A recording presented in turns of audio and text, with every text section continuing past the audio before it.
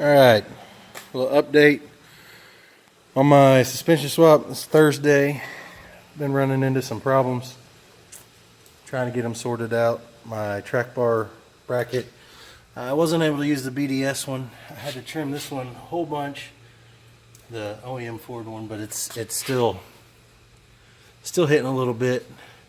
But I think it's right when I'm at the end of my steering, so I'm gonna set it on the wheels and tires either tonight or first thing in the morning and drive it out of the shed and see how she does. I got my coil buckets done, coils on, Fox shocks, leveling kit, brake fluid all over the floor because I didn't have one tightened. But look at the other side. There's the passenger side.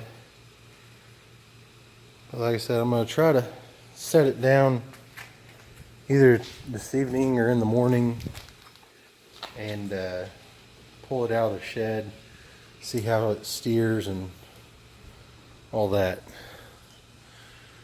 So I'll try to, I keep forgetting to record videos every evening. I'll try to remember to get one tomorrow.